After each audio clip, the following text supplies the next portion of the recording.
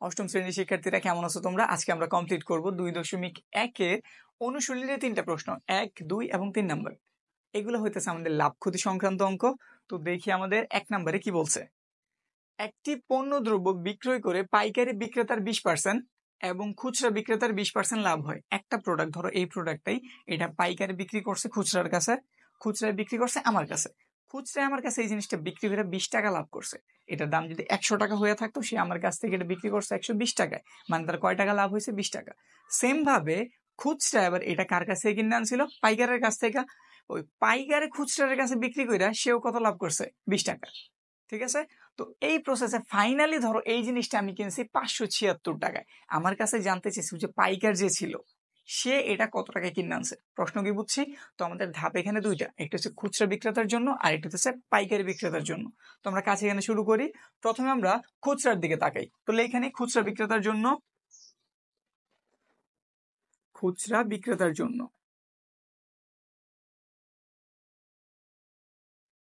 আমরা প্রথমে খুচরা বিক্রেতার কাজগুলি করি। সে কয় পার্সেন্ট লাভ করছে? 20%। তাহলে 20% লাভে আমরা কি বিক্রয় মূল্যটা বের করি। 20% লাভে বিক্রয় মূল্য, পার্সেন্ট কথার অর্থ হইতাছে 100-তে 20 নাকি? তাহলে বুঝে যেতে সে যেহেতু 20% লাভ করছে, তাহলে অবশ্যই 100 টাকায় 20 টাকা লাভ করছে। তাহলে 100 টাকায় যদি 20 টাকা লাভ হয়ে থাকে, তাহলে বিক্রয় মূল্যটা কত? 120 টাকা। তো এই কাজটা আমরা এখানে করি। 100 যোগ কত? 20 টাকা।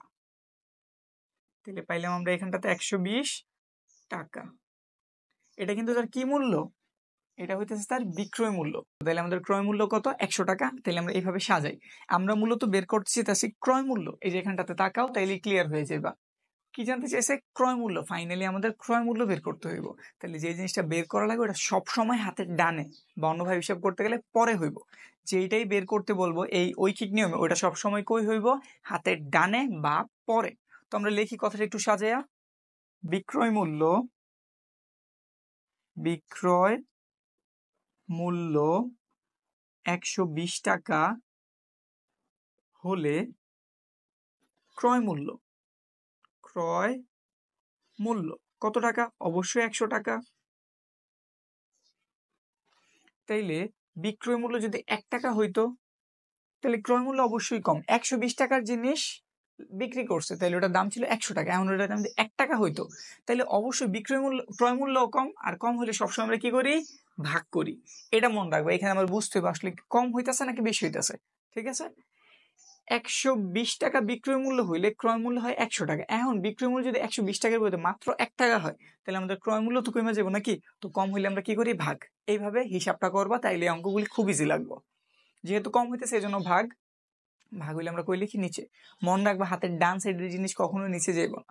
সবসময় এই বাম সাইডের যে জন আছে, মানে প্রথমে যে জন আছে, সে কম হইলে নিচে বসবো, বেশি হইলে উপরে বসবো। এই কনসেপ্টটা আগাইবা, তাহলে ঐকিক নিয়ম ইজি মনে হইব। তাহলে 120 কই চলে গেল? যেহেতু কম এই জন্য আমরা নিচে দিয়ে দিলাম।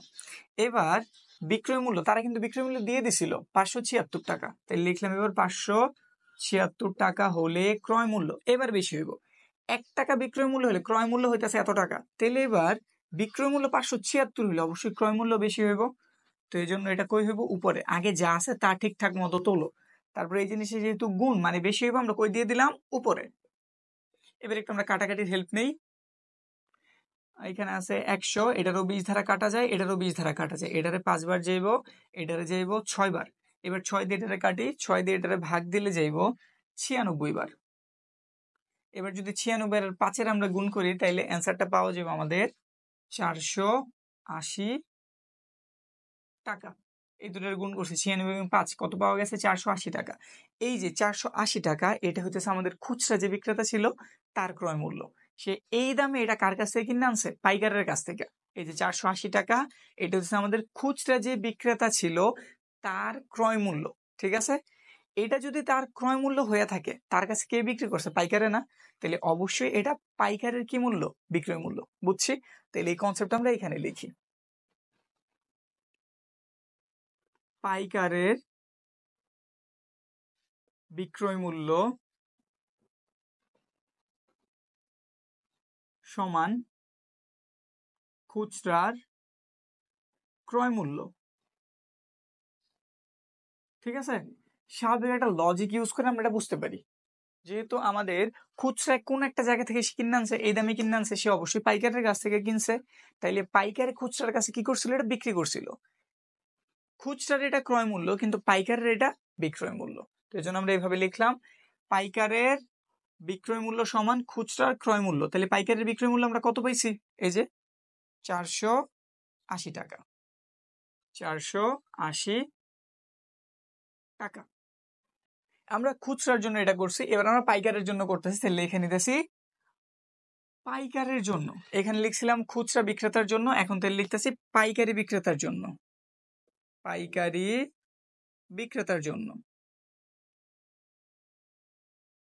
পাইকারি বিক্রেতার জন্য। সেও আমাদের কয় পার্সেন্ট লাভ করছিল, আমাদের পাইকারও লাভ করছে 20%। এখানে যেহেতু সে 20% লাভ করছে, তার বিক্রয় মূল্য বের করছি, সেম ভাবে এখন এটারও বিক্রয় মূল্য বের করি। তো লিখতেছি আমরা 20% লাভে বিক্রয় মূল্য, বিক্রয় মূল্য পার্সেন্ট যেহেতু আছে, তাহলে অবশ্যই ক্রয় মূল্য কত, 100, তার সাথে যোগ দিলাম 20, তাহলে আমরা পাইলাম 120 টাকা। আমাদের বের করতে হবে ক্রয় মূল্য, যেটা বের করতে হবে আমরা কই লিখি, পরে। তাহলে এটার ওইভাবে সাজাই গুছাই লিখি, বিক্রয় মূল্য কত টাকা, 120 টাকা হলে ক্রয় মূল্য কত টাকা, 100 টাকা। তাইলে এবার বিক্রয় মূল্য যদি 1 টাকা হয়, তাহলে ক্রয় মূল্য কম হইব, কম হইলে কি, অবশ্যই ভাগ, ভাগ হইলে কই লিখি আমরা, নিচে লিখে দিলাম বিক্রয় মূল্য। এবার আমরা জানি তার বিক্রয় মূল্যটা কত ছিল, এই যে 480 টাকা। পাইকারের বিক্রয় মূল্য 480 টাকা, তাহলে লিখে দিলাম 480 টাকা হলে তার ক্রয় মূল্য কত। এবার একটু বেশি হওয়ার কথা, তাহলে 100, তার সাথে আমরা 480 কি করলাম, গুণ, আর নিচে 120। হিসাব করে দেখো, এটার 10 ধারা যায়, এটার 10 ধারা যায়, তাহলে এটা হইলো 12, এটা হইলো কত, 48। আবার আমরা জানি 4 বারং কত হয়ে যায়, 48। 4-এর সাথে 100 গুণ করলে কত হইব, 400 টাকা। তাহলে বোঝা গেল আমাদের পাইকারের ক্রয় মূল্য কত ছিল, 400 টাকা। সে আবার এটা কোনো একটা জায়গা থেকে কিনে আনছে, ধরো কোম্পানি থেকে, উৎপাদকের কাছ থেকে। তো এই হইতেছে আমাদের প্রসেস, 2 স্টেপে ছিল, তো 2 স্টেপ আমরা কমপ্লিট করছি। আবার একবার একটু বুঝাই দিই, যেহেতু একটু বড় অঙ্ক, বাংলাও বেশি। একটি পণ্যদ্রব্য বিক্রয় করে পাইকারি বিক্রেতার 20% এবং খুচরা বিক্রেতার 20% লাভ হয়। যদি ওই দ্রব্যটি খুচরা বিক্রয় মূল্য 576 টাকা হয়, তবে পাইকারি বিক্রেতার ক্রয় মূল্য কত। ফাইনালি আমাদের পাইকারি বিক্রয় মূল্য জানতে চেয়েছে। তো প্রথমে আমরা খুচরাটার কাজ ধরি, এখানে আমরা খুচরাটা লিখছি খুচরা বিক্রেতার জন্য, তাহলে আর বারবার পাইকার খুচরা লেখার প্রয়োজন নেই। প্রথমে আমরা খুচরা বের করতেছি, কয় পার্সেন্ট লাভ করছে খুচরায়, 20%, তো লিখছি 20% লাভে বিক্রয় মূল্য, পার্সেন্ট যেহেতু আছে তাহলে বুঝে যাচ্ছে 100-র হিসাব। ক্রয় করছিলাম 100-তে, 20% লাভ করছি, তাহলে বিক্রি করছি 100 যোগ 20 মানে 120 টাকায়। এটা আমাদের বিক্রয় মূল্য, কিন্তু আমরা চাইতেছি ক্রয় মূল্য। তাইলে যেটা বের করা লাগে, যেটা জানতে চাই, ওটা সবসময় আমরা কই লিখি, হাতের ডানে অথবা পরে। তো আমরা ওইভাবেই সাজাইছি, বিক্রয় মূল্য হাতের বামে দিছি, ক্রয় মূল্যের হাতের ডানে দিছি। তো সাজাই লিখছি, বিক্রয় মূল্য 120 টাকা হলে ক্রয় মূল্য অবশ্যই 100 টাকা। 1 টাকা হলে অবশ্যই কম হইব, কম হলে আমরা ভাগ করি, ভাগ হইলে কই দিই, নিচে। তারপরে হইতাছে 576 টাকা, যেটা আমাদের দিয়ে দিছিল। আমাদের দ্রব্যটির কি মূল্য, খুচরা মূল্য, মানে খুচরার এটা বিক্রয় মূল্য। তো এত টাকা হলে ক্রয় মূল্য, কাটাকাটি করছি, এখানটাতে আমরা 100-রে ভাগ দিছি, 20 ধারা 5 বার গেছে, 120-এর ভাগ দিছি 6 বার গেছে, 6 দেবার 576-এ ভাগ দিছি 96 বার গেছে, উপরে রইলে শুধু 96 আর 5 গুণ করলে হয়েছে 480। এটা আমাদের হইতাছে খুচরায়ের ক্রয় মূল্য। কিন্তু খুচরা আবার কার কাছ থেকে কিনছে, অবশ্যই পাইকারের কাছ থেকে কিনছে, তাইলে খুচরায়ের ক্রয় মূল্য হইতাছে আমাদের পাইকারের বিক্রয় মূল্য। তো এই সুন্দর কথাটা আমরা এখানে লিখে দিছি, পাইকারের বিক্রয় মূল্য হইতাছে খুচরার ক্রয় মূল্য। তাহলে ফাইনালি পাইকারের বিক্রয় মূল্য কত, 480 টাকা। ব্যাস, জানছি। এখন আমরা আবার পাইকারের দিকে খেয়াল দিই, পাইকারও কয় পার্সেন্ট লাভ করছে, 20%। তো একই প্রসেস, 20% লাভে বিক্রয় মূল্য, 100 যোগ 20, 120 টাকা। আমাদের কাছে জানতেছে ক্রয় মূল্য, তো এটা বিক্রয় মূল্য, বিক্রয় মূল্য আগে হইব, ক্রয় মূল্য হইব পরে। 120 টাকা হলে ক্রয় মূল্য 100 টাকা, 1 টাকা হলে কত, আর ফাইনালি 480 টাকা হইলে কত লিখছে এখানটাতে। 10 দিয়ে প্রথমে ভাগ করছি, এখানে 12 হয়েছে, এখানে হয়েছে 48। 12-রে 48 দ্বারা যদি ভাগ করি 4 বার যায়, 4 আছে আর 100 আছে, গুণ করলে 400 টাকা। তাইলে আমাদের পাইকারের ক্রয় মূল্য 400 টাকা। কমপ্লিট। 2 নাম্বার, এটাতে কি বলছে, একজন দোকানদার কিছু ডাল এত টাকায় বিক্রয় করায় তার 5% ক্ষতি হলো, ওই ডাল কত টাকায় বিক্রয় করলে 6% লাভ হতো। প্রথম কথা হচ্ছে, সে যে দামে বিক্রি করছে করাতে তার কত পার্সেন্ট? 5% ক্ষতি হয়ে গেছে। ঠিক আছে, এখন সে যেতেছে কত দামে বিক্রি করলে তার 6% লাভ হইব।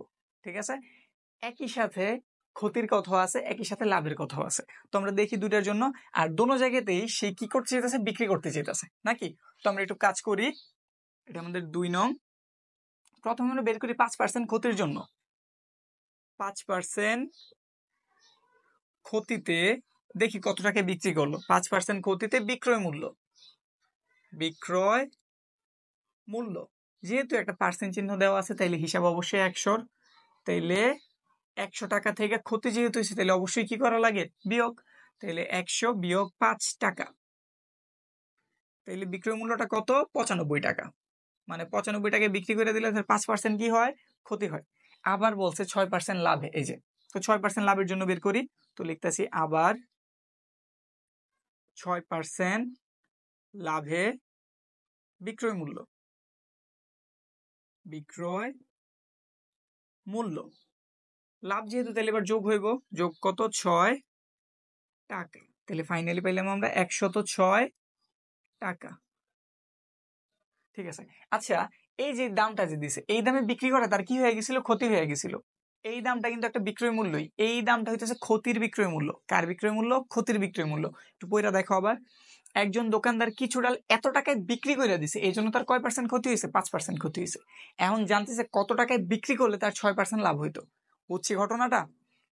বিক্রয় মূল্য জানতে চাইছে, কিন্তু এটা হচ্ছে ক্ষতির বিক্রয় মূল্য, আর আমাদের কাছে জানতেছে লাভের বিক্রয় মূল্যটা কত। তো কথা আমাদের ওইভাবে সাজাইতে হইব। আমরা জানি যেটা বের করতে বলে ওটা সবসময় হাতের ডানে নাকি বা পরে। তো এই জন্য এই জিনিসটা লিখতে হবে আমার আগে, আর ওইটা লিখতে হইব পরে। তো একটু সাজাই গুছাই লিখি। ক্ষতির বিক্রয় মূল্য কি এটা না? আর লাভের বিক্রয় মূল্য কি এটা না? এটা দেওয়া আছে, এটা আমাদের কাছে জানতে চেয়েছে। এটা না আসলে 2,375 টাকায় ক্ষতির বিক্রয় মূল্য, আর এটা লাভের বিক্রয় মূল্যটা কত এটা জানতে চেয়েছে। তো আমরা কথা একটু গুছাই কিভাবে লেখা যেতে পারে। তো লিখতেছি ক্ষতিতে বিক্রয় মূল্য, ক্ষতিতে বিক্রয় মূল্য কত টাকা? 95 টাকা হলে আমরা বের করছি যে কারটা? লাভেরটা।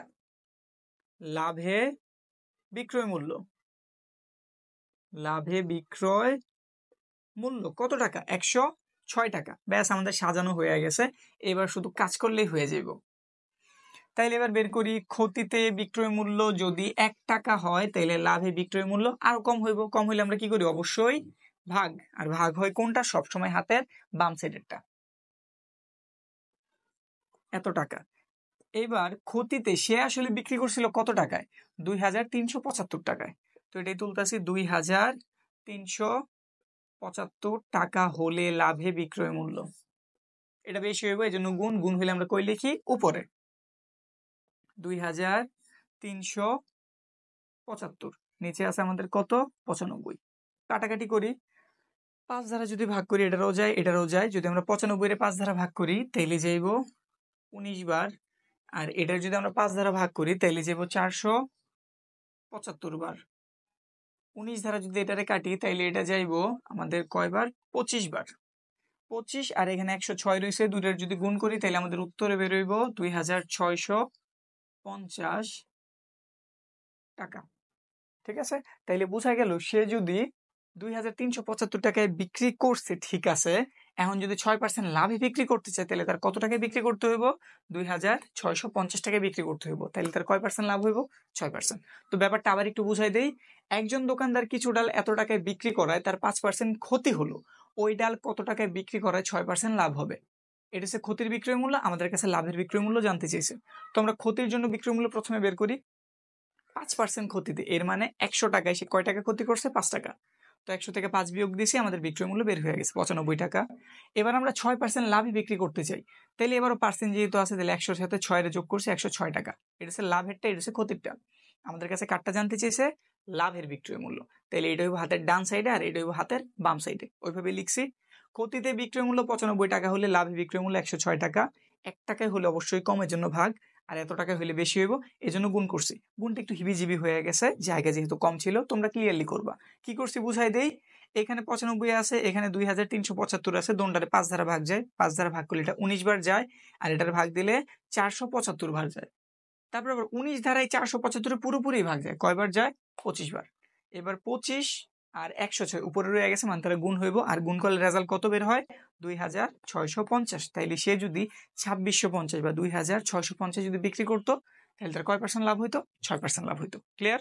এবার আমরা 3 নাম্বার করতেছি। 3 নাম্বার, এই প্রশ্নটি একটু অন্যরকম করে দেওয়া, তো একটু পরে কি লেখা আছে? 30 টাকায় 10টি দরে ও 15টি দরে সমান সংখ্যক কলা ক্রয় করে। এই দরে কথার অর্থ কি? কথা হইতাছে সে 10টি কলা 30 টাকায় কিনছে। একবার সে কারো কাছ থেকে 10টা কলা দেখছে, 10টা কলা কত করে কিনছে? 30 টাকা করে। এবার যতগুলি করা আছে সবগুলি হিসেবে এভাবে দিছে, 10টার দাম 30 টাকা, 10টার দাম 30 টাকা। আবার আরেক জায়গা থেকে ধরো 15টা কিনছে কত টাকা দিয়া? 30 টাকা দিয়া। তো এটা হচ্ছে দরে। এই কথাটা হচ্ছে এইরকম যে সে এক জায়গা থেকে 10টি কলা কিনছে 30 টাকা কইরা, আরেক জায়গা থেকে 15টি করে কলা কিনছে 30 টাকা কইরা। এইভাবে সে দুই জায়গা থেকে কলা কিনছে। তো তার কাছে ধরো অনেকগুলি কলা আছে, এখন সে কলাগুলি বিক্রি করতে গেছে। বিক্রি করছে কোন স্টাইলে ওটা একটু দেখি। ক্রয় করে সবগুলি কলা 30 টাকায় 12টি দরে। এখন কি সে বিক্রি করতেছে? 12টা একত্রিত করছে, ধরো একত্রিত করছে, এই যে 12টা, এটার দাম 30 টাকা, এখানে 12টা করছে, এটার দাম 30 টাকা, এভাবে বিক্রি করা শুরু করছে। ফাইনালি আমাদের কাছে জানতে তার কি শতকরা লাভ হয়েছে নাকি ক্ষতি হয়েছে। ঠিক আছে, তো আমরা কাজ শুরু করি। প্রথমে সে যে কলাগুলি কিনছে এই কিনার হিসাবটা আগে বের করি, পরে বিক্রয়ের হিসাবটা করি। তো আমাদের কাজ শুরু হইলো, প্রথমে 30 টাকা ধরে 10টা কলা কিনছে, তো লিখতেছি 10টি কলার ক্রয় মূল্য 30 টাকা। তাহলে একটা কিনতে কয় টাকা খরচ হয়েছে দেখি।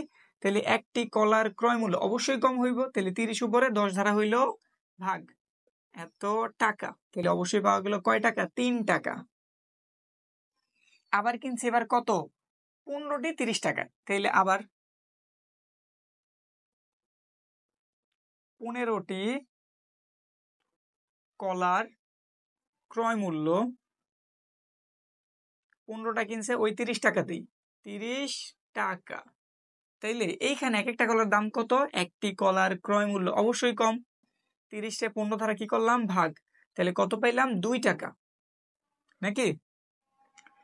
ক্রয় মূল্য এইখান থেকে যখন কিনছে একটা কলার দাম 3 টাকা করে পড়ছে, এখান থেকে যখন কিনছে একটা কলার দাম 2 টাকা করে পড়ছে, তাহলে দেখি কি পাইলাম?